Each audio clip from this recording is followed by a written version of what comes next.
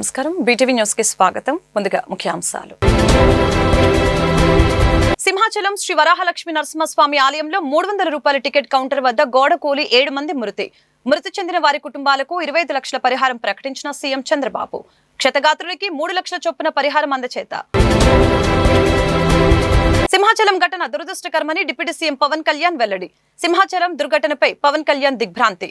మృతుల కుటుంబాలకు ప్రగాఢ సానుభూతి తెలిపిన జనసేనాని. సింహాచలం ఆలయం వద్ద గోడకూలి 7 మృతి చెందిన ఘటనపై హోంమంత్రి వంగలపూడి అనిత స్పందన. గోడకూలిన ఘటనకి దారితీసిన కారణాలపై సమగ్ర విచారణ జరుపుతామని హోంమంత్రి స్పష్టీకరణ. ఈ ఘటనను ప్రభుత్వం చాలా సీరియస్ గా తీసుకుందని, విచారణలో బాధ్యులుగా తేలిన వారిపై చట్ట ప్రకారం కఠిన చర్యలు తీసుకుంటామని హెచ్చరిక. విజయవాడలో AP Congress chief YS Sharmila గృహ నిర్బంధం. ఉద్దండ రాయనిపాలెం పర్యటనకు సిద్ధమవగా పోలీసులు అడ్డగింపు. పర్యటనకు అనుమతి లేదని స్పష్టం చేసిన పోలీసులు.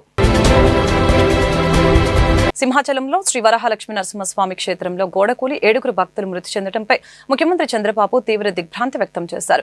బుధవారం స్వామివారి నిజరూపాన్ని దర్శించుకునేందుకు పెద్ద ఎత్తున భక్తులు తరలిరాగా అర్ధరాత్రి కురిసిన భారీ వర్షానికి క్యూలైన్లో గోడకూలి భక్తులు చనిపోవడం బాధాకరమని అన్నారు. ఈ ఘటనలో గాయాలైన వారికి అత్యవసర వైద్య సేవలు అందించాల్సిందిగా అధికారుల్ని ఆదేశించారు. ఘటన గురించి తెలిసిన వెంటనే సీఎం చంద్రబాబు, జిల్లా అధికారులు, మంత్రులు ఆనం రామనారాయణ రెడ్డి, డోల బాలవీరాంజనేయ స్వామి, అనిత, అనగాని సత్యప్రసాద్, ఎంపీ భరత్, సింహాచల దేవాలయ ధర్మకర్త అశోక్ గజపతిరాజుతో టెలికాన్ఫరెన్స్ నిర్వహించారు. ఘటనపై తీవ్ర విచారం వ్యక్తం చేసిన ముఖ్యమంత్రి ఘటన జరిగిన తీరు, క్షతగాత్రులకి అందుతున్న వైద్య సాయం వివరాలు అడిగి తెలుసుకున్నారు. గోడ కూలిన ఘటనపై 3 సభ్యుల కమిటీతో విచారణకు ఆదేశించారు. మృతుల కుటుంబాలకు సానుభూతి తెలిపిన ముఖ్యమంత్రి చంద్రబాబు చనిపోయిన వారి కుటుంబాలకు ఒక్కొక్కరికి 25 లక్షల చొప్పున పరిహారం ప్రకటించారు.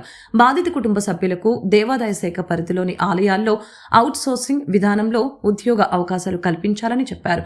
అలాగనే గాయపడిన వారికి 3 లక్షల సాయం ఇవ్వాలని నిర్ణయించారు. బాధిత కుటుంబాలకి ప్రభుత్వం అండగా ఉంటుందని ముఖ్యమంత్రి అన్నారు. మరొక వైపు గోడ కూలిన ప్రదేశంలో శిథిలాలను వెంటనే తొలగించి భక్తులకి అసౌకర్యం కలగకుండా చూడాలని చెప్పారు. వేలాదిగా భక్తులు తరలి వచ్చే అవకాశం ఉన్నందున భక్తులు భయాందోళనకి గురవకుండా రక్షణ చర్యలు తీసుకోవాలని అధికారుల్ని ఆదేశించారు. సింహాచలం శ్రీ వరాహలక్ష్మి నరసింహస్వామి చందనోత్సవంలో గోడ కూలి 7 భక్తులు మృతి చెందిన దుర్ఘటన తీవ్ర విషాదాన్ని నింపింది. ఈ ఘటనపై డిప్యూటీ సీఎం పవన్ కళ్యాణ్ దిగ్భ్రాంతి వ్యక్తం చేశారు. ఈ దుర్ఘటన దురదృష్టకరమన్న జనసేనాని మృతుల కుటుంబాలకు ప్రగాఢ సానుభూతి తెలిపారు. బాధితుల్ని ప్రభుత్వం అన్ని విధాలా ఆదుకుంటుందని, అండగా ఉంటుందని హామీ ఇచ్చారు. అందరూ ధైర్యంగా ఉండాలని కోరారు. అనంతరం ఆయన ఈ ఘటన గురించి అధికారుల్ని అడిగి తెలుసుకున్నారు. హోంమంత్రి అనిత ఘటనా స్థలిలో సహాయక చర్యల్ని పర్యవేక్షిస్తున్నారని తెలిపారు. అటు సీఎం చంద్రబాబు కూడా ఈ ఘటనపై దిగ్భ్రాంతి వ్యక్తం చేసిన విషయం తెలిసిందే. ఈ దుర్ఘటన తనను తీవ్రంగా కలిచివేసిందని చెప్పారు.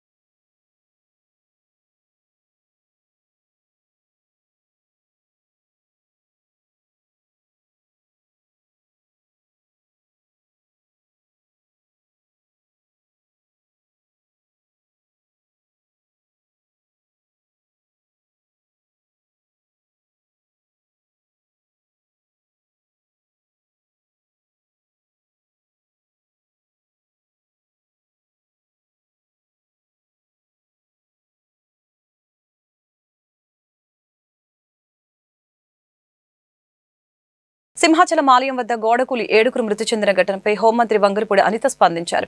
గోడకూలిన ఘటనకి దారితీసిన కారణాలపై సమగ్ర విచారణ జరుపుతామని హోంమంత్రి స్పష్టం చేశారు. కూలిన గోడ నిర్మాణం ఎప్పుడు జరిగింది, కాంట్రాక్టర్ ఎవరు, నిర్మాణంలో నాణ్యత లోపాలు ఉన్నాయా అనే కోణాల్లో దర్యాప్తు ఉంటుందని చెప్పారు. ఈ ఘటనను ప్రభుత్వం చాలా సీరియస్ గా తీసుకుంటుందని, విచారణలో బాధ్యులుగా తేలిన వారిపై చట్ట ప్రకారం కఠిన చర్యలు తీసుకుంటామని ఆమె హెచ్చరించారు. సింహాచలం శ్రీ వరాహలక్ష్మి నరసింహస్వామి వారి చందనోత్సవం సందర్భంగా తీవ్ర విషాదం చోటు చేసుకుంది.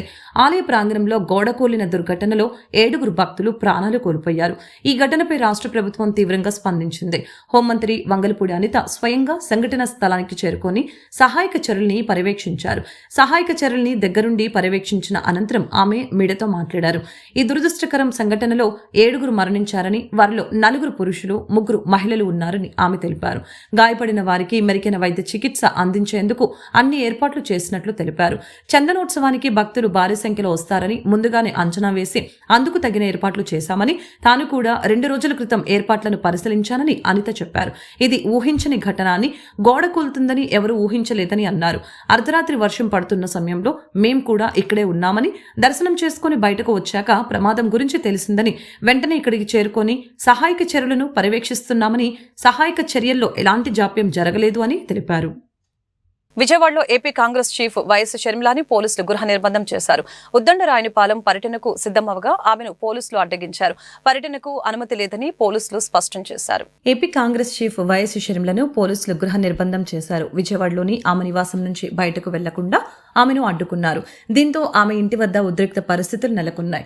పూర్తి వివరాల్లోకి వెళ్తే 2015లో ప్రధానమంత్రి నరేంద్ర మోదీ అమరావతి రాజధానికి శంకుస్థాపన చేసిన ప్రాంతమైన ఉద్దండరాయనిపాలెంను సందర్శించాలని షర్మిల నిర్ణయించుకున్నారు. ఈ మేరకు ఆమె పర్యటనకు సిద్ధమవుతూ ఉండగా పోలీసులు రంగప్రవేశం చేశారు. షర్మిల పర్యటనకు అనుమతి లేదని వారు స్పష్టం చేశారు. షర్మిల ఇంటి నుంచి బయటకు వెళ్లే మార్గంలో బ్యారికేడ్లను ఏర్పాటు చేసి పర్యటనకు అడ్డుకున్నారు. ఈ క్రమంలో పోలీసులతో ఆమె వాగ్వాదానికి దిగారు. పోలీసుల తీరుపై తీవ్ర ఆగ్రహం వ్యక్తం చేశారు. తాను ఖచ్చితంగా ఉద్దండరాయనిపాలెం వెళ్లి తీరుతానని, తనను అడ్డుకునే హక్కు పోలీసులకు లేదని ఆమె చెప్పారు. అయినప్పటికీ పోలీసులు ఆమెను బయటకు వెళ్లేందుకు అనుమతించలేదు. ప్రస్తుతం ఆమె నివాసం వద్ద హైటెన్షన్ వాతావరణం నెలకొంది. అనంతరం వైఎస్ షర్మిల మీడియాతో మాట్లాడారు. తనకెందుకు నిర్బంధం చేశారో తెలియదని ముఖ్యమంత్రి చంద్రబాబును కోరారు. తదనంతరం ఆమె ఆంధ్రరత్న భవన్ కి బయలుదేరారు.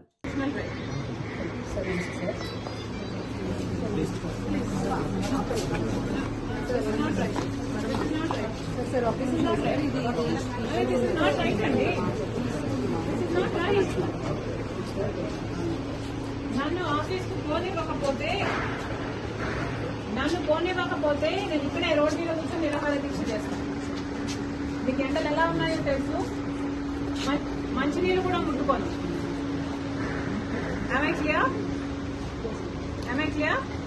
ఓకే, సో నాకేమన్నా అయితే your responsible. Please be aware. No, I am not going inside. Why will I go inside? This is my constitutional right. You think I don't have the right to go to my office? మీరెవరండి చెప్పడానికి?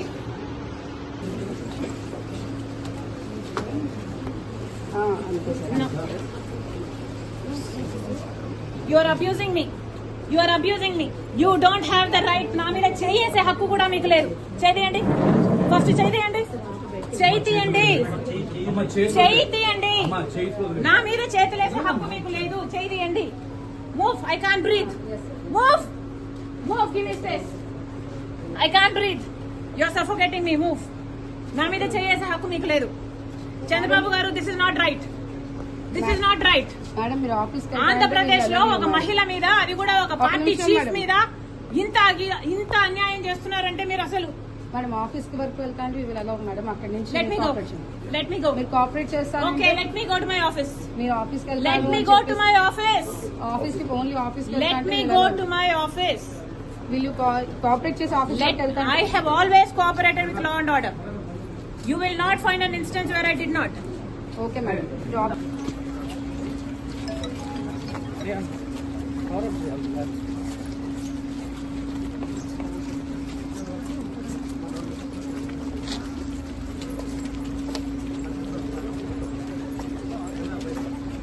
షర్మిల ప్రధానమంత్రి నరేంద్ర మోదీపై చేసిన వ్యాఖ్యలు నిరసిస్తూ BJYM రాష్ట్ర అధ్యక్షులు మిట్టా వంశీ నేతృత్వంలో రాష్ట్ర కాంగ్రెస్ కార్యాలయాన్ని ముట్టడి చేశారు.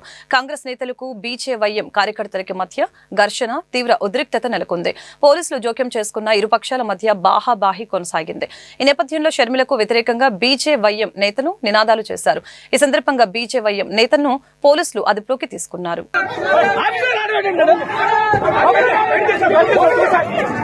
Go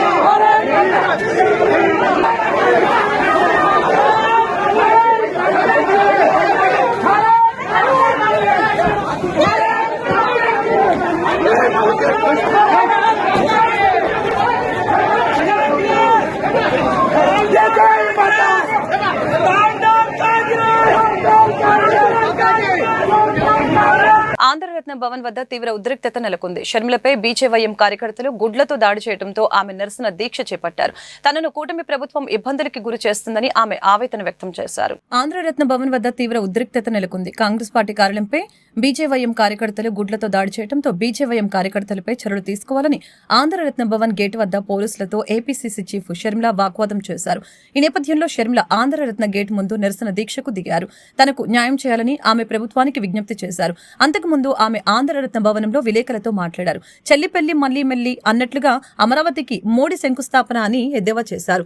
ఆనాడు మట్టి నీళ్లు తెచ్చాడు, ఇప్పుడు సున్నం కొట్టడానికి వస్తున్నాడు అని విమర్శలు గుప్పించారు.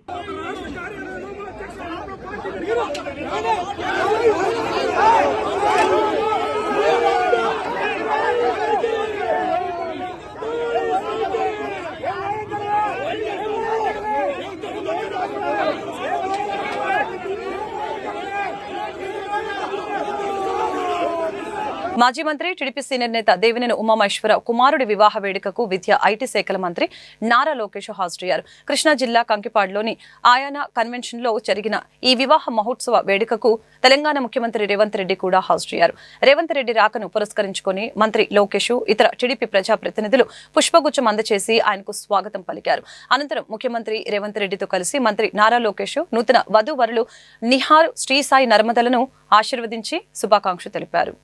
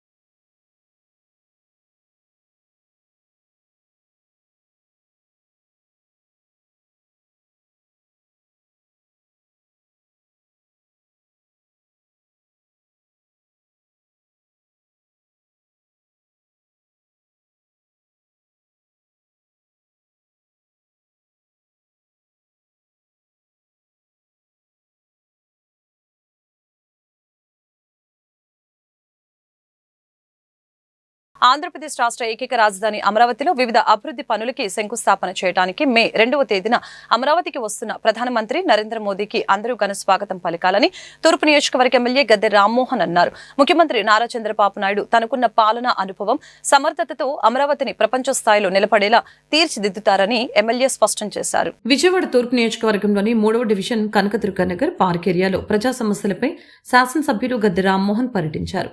స్థానికంగా ఉన్న సమస్యల్ని ఆయన స్వయంగా అడిగి అడిగి తెలుసుకున్నారు. వాటిని పరిష్కరించాల్సిందిగా ఆయా విభాగాల అధికారుల్ని ఆయన ఆదేశించారు. ఈ నేపథ్యంలో వాటర్ ట్యాంకు పనులకి శంకుస్థాపన చేశారు. ఈ సందర్భంగా ఎమ్మెల్యే గద్దె రామ్మోహన్ మాట్లాడారు. అమరావతిలో చేపట్టనున్న అనేక అభివృద్ధి పనులకి శంకుస్థాపన చేసేందుకు మే 2వ తేదీన ప్రధానమంత్రి నరేంద్ర మోదీ అమరావతికి రానున్నారని చెప్పారు. చక్కటి రాజధానిని నిర్మాణం చేసుకుంటే అభివృద్ధి సంక్షేమం చక్కగా అమలవుతుందని చెప్పారు. రాజధాని అభివృద్ధి చెందితే ఇక్కడ యువతకు ఉజ్వల భవిష్యత్తు ఉంటుందని తెలియజేశారు. రాజకీయాలతో సంబంధం లేకుండా తటస్థులుగా ఉన్న వారు సైతం రాష్ట్రంలో జరుగుతున్న పరిణామాల్ని, అభివృద్ధి సంక్షేమాన్ని చూసి కూటమి ప్రభుత్వానికి మద్దతుగా నిలుస్తున్నారని అన్నారు. రాష్ట్ర అభివృద్ధికి పోలవరం ప్రాజెక్టుకి అడిగిన వెంటనే నిధులు ఇస్తున్న ప్రధానమంత్రి నరేంద్ర మోదీకి ఎమ్మెల్యే గద్దె రామ్మోహన్ కృతజ్ఞతలు తెలిపారు. భవిష్యత్తులో కూడా రాష్ట్ర అభివృద్ధికి మరిన్ని నిధులు మంజూరు చేయాలని ఆయన కోరారు. ఏకైక రాజధాని అనే నిర్ణయం తీసుకోవడానికి సుమారు 1,00,000 కోట్లకు పైగా విలువ కలిగిన వర్కులకి శాంక్షన్లు ఇవ్వటానికి రానున్న 4 సంవత్సరాలు కూడా మరిన్ని కోట్ల రూపాయలు ఇచ్చి అమరావతిని అభివృద్ధిపరచడానికి. అమరావతి అభివృద్ధి అనేది ఒక అమరావతి నగరం అభివృద్ధి కాదు. ఆ నగరం పెరిగే కొద్దీ రాష్ట్రం యొక్క స్తోమత కూడా పెరుగుద్ది. రాష్ట్రానికి స్థిరాస్తులు పెరుగుతాయి. తద్వారా అనేక మందికి, వేలాది మందికి యువతకు ఉద్యోగాలు వస్తాయి. ఒక కుటుంబంలో ఒక బిడ్డకు ఉద్యోగం వస్తే ఆ కుటుంబం అంతా కూడా పేదరికం నుంచి బయటపడ్డాడు అనేక రకాలుగా. అలాంటి దూరదృష్టి, విజన్ కలిగిన వ్యక్తి నారా చంద్రబాబు నాయుడు గారు ఆలోచనకి ఇవాళ సహకరిస్తున్న మోడీ గారి యొక్క ఆలోచనలు కూడా మనస్ఫూర్తిగా మోడీ గారికి కృతజ్ఞత తెలియజేస్తూ, వీళ్ళిద్దరి సఖ్యతతో, వీళ్ళిద్దరి ఐక్యతతో, వీళ్ళిద్దరి యొక్క అభిప్రాయాలతో మన ఆంధ్ర రాష్ట్రం భారతదేశంలోనే ఒక ఉన్నత రాష్ట్రంగా తీర్చిదిద్దబడాలనే ప్రగాఢమైన కోరిక, రానున్న యువతకి అవకాశాలు కల్పించే రాష్ట్రంగా ఉండాలా, మన బిడ్డల భవిష్యత్తులు బాగుండాలా, ఆంధ్ర రాష్ట్రంలో పుట్టిన ప్రతి ఒక్క బిడ్డ కూడా భవిష్యత్తు బాగుండాలన్న ఆలోచనతో నారా చంద్రబాబు నాయుడు చేస్తున్న ఈ కృషికి మనందరం కూడా కృతజ్ఞతలు తెలిపే విధంగా రేపు 2వ తారీఖున ప్రతి ఒక్కరు కూడా స్వచ్ఛందంగా ఆ యొక్క కార్యక్రమానికి వచ్చి ఆయన్ని ప్రధానమంత్రి గారిని ఆనందింపజేయాలని చెప్పి నేను ప్రజలందరూ మీ ద్వారా కోరుతాం.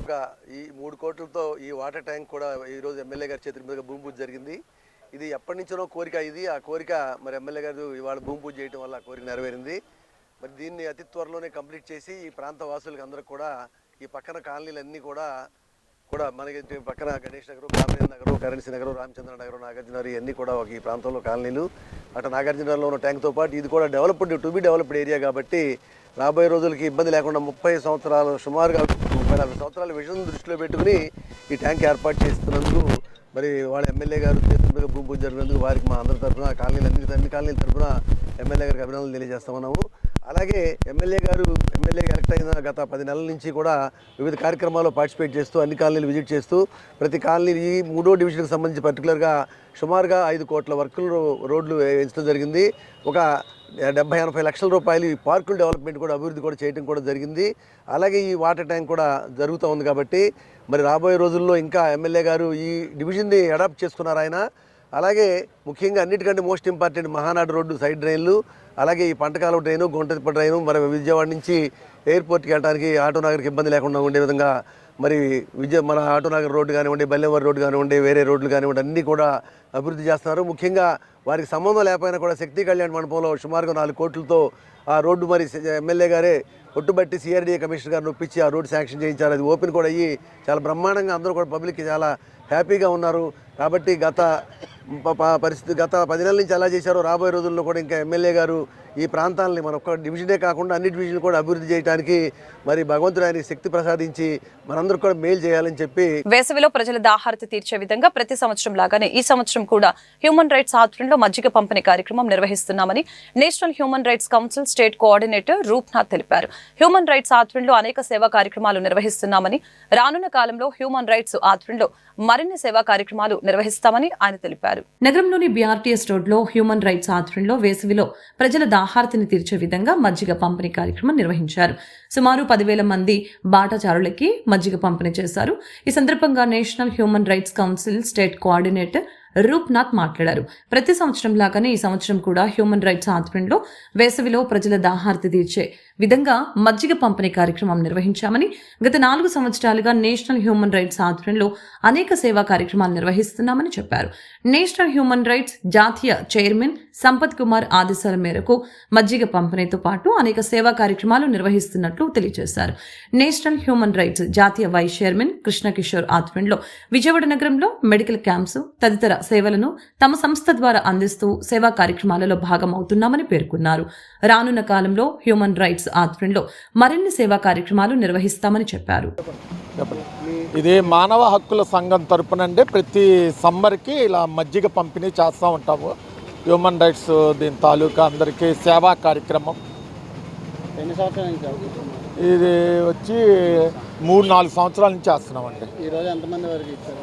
ఇప్పటి వరకు మనకు తెలిసి ఒక 10,000 మంది అయింది. అయ్యారా? అవుతారు. ఒక 10,000 మంది అవుతారు. అండి, నా పేరు రూప్నాథ్. నేను national human rights council state కోఆర్డినేటర్ని. అట్లాగే మా జాతీయ చైర్మన్ అయినటువంటి సంపత్ కుమార్ గారి ఆదేశాల మేరకు ఈ మండు వేసవి కాలంలో మా వంతు మా బాధ్యతగా ప్రజల దాహార్తిని తీర్చే చిరు ప్రయత్నంలో విజయవాడలోని వివిధ ప్రదేశాల్లోనూ, అట్లాగే ఆంధ్ర రాష్ట్రంలో వివిధ ప్రదేశాల్లోనూ, తెలంగాణలోని వివిధ ప్రదేశాల్లోనూ, మా సంస్థ ఉన్న 7 రాష్ట్రాల్లోనూ కూడా నిర్విరామంగా ఈ వేసవికాలం మొత్తం మజ్జిగ పంపిణీ జరుగుతుందండి. అట్లాగే దాతలు కూడా దీనికి సహకరిస్తున్నారు. ఎప్పుడు మేము అడిగినా కానీ వెంటనే దాతలు స్పందించి గత 4 సంవత్సరాలుగా మేము చేస్తున్న ఈ కృషికి వాళ్ళు మెచ్చి ప్రజల దాహార్తి తీర్చడానికి ముందుగా వచ్చి వాళ్ళు డొనేషన్స్ ఇస్తడం జరుగుతుంది. అట్లాగే మా జాతీయ వైస్ చైర్మన్ అయినటువంటి కృష్ణ కిషోర్ గారి ఆధ్వర్యంలో విజయవాడలో మేము పలు రకాలుగా క్యాంపులు నిర్వహిస్తూ ప్రతి చోట అని కాకుండా ఒక్కొక్క చోట ఒక్కొక్క ఏరియాలో ఎక్కడైతే నీడెడ్ ఉందో అక్కడ ఈ క్యాంపులు నిర్వహిస్తూ మేము మజ్జిగ. తనను మానసికంగా హింసించి తన మీద అక్రమ కేసులు బనాయించారని నవరం కాంగ్రెస్ పార్టీ రాష్ట్ర అధ్యక్షులు షేక్ జలీల్ గాంధీనగర్ ప్రెస్ క్లబ్ నందు విలేకరుల సమావేశం జరిపారు. గుంటూరు సిటీ నల్లపాడులో ఉన్న తన స్థలాన్ని అవసరాల నిమిత్తం తాకట్టు పెట్టి కొంత నగదు తీసుకువచ్చానని, తన స్థలంని ఇచ్చేయమని అడిగినా కూడా అతను ఇవ్వకపోగా తన మీద తప్పుడు కేసులు బనాయించారని ఆవేదన వ్యక్తం చేశారు. ఇందు నిమిత్తం తాను నల్లపాడు పోలీస్ స్టేషన్లో ఫిర్యాదు చేసినా పోలీసులు పట్టించుకోలేదని ఆరోపించారు. తనకి న్యాయం చేయకపోగా తానే డబ్బులు ఇవ్వాలని పోలీసులు బెదిరించి 2 చెక్కుల మీద సంతకాలు తీసుకున్నారని ఆరోపించారు. ఈ విషయం బయటకు ఎవరికైనా చెబితే తనను చంపేస్తానని బెదిరించారని, తనకి తన కుటుంబానికి నల్లపాడు పోలీసుల వలన ప్రాణహాని ఉందని, కావున డీజీపీ వారు సమగ్రంగా విచారించి నిజానిజాలు తెలుసుకొని నల్లపాడు పోలీసుల మీద తగిన చర్యలు తీసుకోవాలని విజ్ఞప్తి చేశారు. నువ్వు పార్టీ అధ్యక్షుడు అయితే నాకేంటి అంటా ఉన్నాడు. అందుకని ఆ సిఐని నల్లపాడు సిఐని సస్పెండ్ చేయాలని గ్రీవెన్స్ సెల్ లో సోమవారం రోజు డిఐజీ గారికి ఎస్పీ గారికి కంప్లైంట్ పెట్టా. ఎస్పీ గారు అంటాడు నేనేం చేసేది, చంద్రబాబు నాయుడు దగ్గరికి వెళ్ళు అంటా ఉన్నాడు. అసలు కేసు ఏంటి, నేను డబ్బులు ఎందుకు కట్టాలంటే ఎవడు చెప్పే పరిస్థితి లేదు. నీ ఓటోళ్ళు దాదాపుగా నాకు రోజు 70 మంది వస్తూ ఉంటారు. వాళ్ళందరికీ సమాధానం చెప్పుకోవాల్సిన పరిస్థితి ఉంది. నువ్వు కట్టాల్సిందే 9 లక్షలని నిర్బంధం చేస్తా ఉన్నారు. సామాన్య ప్రజలకి పోలీస్ స్టేషన్ లో నిర్బంధాలు చేసి రిజిస్టార్లను తెచ్చి పోలీస్ స్టేషన్ లోనే రిజిస్ట్రేషన్లు కూడా జరుగుతా ఉన్నాయి. ఎందుకు జరుగుతున్నాయి అంటే గత ప్రభుత్వంలో చేయలేదా, మేము ప్రభుత్వం వచ్చింది చేస్తే తప్పేంటి అని డైరెక్ట్ గా చెప్తా ఉన్నారు పోలీసు వాళ్ళే. ఏంటి వ్యవస్థ, నేను 27 సంవత్సరాల నుంచి రాజకీయ ఉద్యమంలో ఉన్నా, ఇటువంటి దారుణాలు ఎక్కడ చూడలా. కేసులో రాజకీయ ధర్నా చేస్తే, రాస్తారోకో చేస్తే, దీక్షలు చేస్తే అరెస్టులు చేస్తారు, బెయిల్ ఇస్తారు, పంపించేస్తారు. కానీ డబ్బులు లక్షల రూపాయలు దోచేయడానికి ఇటువంటి పాలన, సమీక్షలు లేని పాలన. హోంమంత్రి గారు దీనికి నైతిక బాధ్యత వహించి ఆ జిల్లా ఎస్పీని, సిఐని, ఎస్ఐని సస్పెండ్ చేయాలా. ఇటువంటి పోలీసు వాళ్ళని వెనకేసుకొస్తున్నామని పోలీసు వాళ్ళే చెప్తా ఉన్నారు. ఇటువంటి రాజకీయాలు మేము ఏనాడు చూడలేదు. అధికారం ప్రభుత్వ అధికారులు ఇటువంటి దారుణాలు చేయటం, అక్రమాలు చేయటం. ఆసియా యోగా స్పోర్ట్స్ ఛాంపియన్షిప్ పోటీలలో మన దేశానికి గోల్డ్ మెడల్ తన ద్వారా రావటం ఎంతో సంతోషంగా ఉందని Asia yoga sports champion B Shirisha వెల్లడించారు. అత్యుత్తమ సాంకేతికత మరియు భాగస్వామ్యాన్ని ప్రదర్శించి కళాత్మకత యోగాసన పెయిర్ ఈవెంట్లో గెలవటం తనకెంతో ఆనందంగా ఉందని చెప్పారు. ఈ గెలుపునికి కేంద్ర రాష్ట్ర ప్రభుత్వాలు పూర్తి సహాయ సహకారాలు అందించాలని చెప్పారు. న్యూఢిల్లీలో జరిగిన 2వ ఆసియా యోగా స్పోర్ట్స్ ఛాంపియన్షిప్ లో ఆంధ్రప్రదేశ్ రాష్ట్రం నుంచి భారతదేశానికి ప్రాతినిధ్యం వహించి గోల్డ్ మెడల్ సాధించిన బి శిరీష బుధవారం గాంధీనగర్ ప్రెస్ క్లబ్ లో మీడియా సమావేశం నిర్వహించారు. ఈ సందర్భంగా ఆమె మాట్లాడుతూ తాను మన దేశానికి బంగారు పతకం తీసుకుని రావడం తనకు ఆనందంగా ఉందని చెప్పారు. యోగా స్పోర్ట్స్ ఆసియా అంతటా ఉన్న ప్రతిభావంతులైన యోగులను ఒకచోట చేర్చిందని, ఈ స్పోర్ట్స్ లో అసాధారణ నైపుణ్యం మరియు అంకిత భావాన్ని ప్రదర్శించడం వల్లనే మన దేశానికి గోల్డ్ మెడల్ వచ్చిందని చెప్పారు. ఈ ఛాంపియన్షిప్ కు నా ప్రయాణం కృషి, పట్టుదల, యోగా పట్ల మక్కువతో ముందుకు సాగిందని చెప్పారు. మద్దతిచ్చిన కుటుంబానికి, కోచ్లకు కృతజ్ఞతలు తెలిపారు. భారతీయ యోగాను ప్రపంచవ్యాప్తంగా ప్రోత్సహించడం, దాని ప్రయోజనాలు, సాంస్కృతిక ప్రాముఖ్యతను ప్రచారం చేయడం కొనసాగిస్తానని అన్నారు. దానికి ప్రభుత్వం కూడా తన సహాయ సహకారాలు కనుక అందిస్తే దాన్ని ఇంకొంచెం ముందుకు తీసుకువెళ్ళి నేను మరిన్ని బంగారు పతకాలు దేశానికి సాధించడానికి, అదే విధంగా యోగా అనేది మనకి చాలా మార్గదర్శకంగా పనిచేస్తుంది. మిగిలిన స్పోర్ట్స్ని ఎలా అయితే ఎంకరేజ్ చేస్తున్నారో యోగాని కూడా ఈరోజు అదే మంచి స్థాయిలో ఎంకరేజ్ చేయడం నాకు చాలా ఆనందంగా ఉంది. కాబట్టి వారిని కూడా మరింత మెడల్స్ తీసుకొచ్చే విధంగా నేను ముందుకు తీసుకువెళ్తాను. దానికి ఆంధ్రప్రదేశ్ గవర్నమెంట్ నాకు సహకరించాలని, మీ అందరి ప్రోత్సాహం నాకు ఎప్పుడు ఇట్లానే ఉండాలని, మీ అందరి ఆశీస్సులతో నేను మరిన్ని మెడల్స్ సాధించాలని నేను కోరుకోవడం జరుగుతుంది. దీనికి మీ అందరి సహాయ సహకారాలు నాకు ఎప్పుడు ఉండాలి. ముందుగా దీనికి సహకరించినటువంటి నా గురువులైనటువంటి, మనం ఏది సాధించాలన్నా ఒక ప్రోత్సాహం ఇచ్చేటువంటి, లీడ్ చేసేటువంటి గురువులు, తల్లిదండ్రులు లేకపోతే మనం ఏమీ సాధించలేము కదా అండి. కాబట్టి నా తల్లిదండ్రులలో ఇద్దరికి, ముఖ్యంగా మా నాన్నగారు అయినటువంటి బాలం సుబ్బారావు గారికి, నా గురువులైనటువంటి సిసి గారు సత్యనారాయణ రాజు గారికి, సీతారామయ్య గారికి, అదేవిధంగా నాకు నేషనల్స్ వరకు, ఇంటర్నేషనల్ వరకు ప్రోత్సహించినటువంటి మరిశెట్టి అంకమరావు గారికి, వీరందరికీ కూడా నేను ఈ సభాముఖంగా నమస్కారాలు, ధన్యవాదాలు తెలుపుకుంటున్నాను.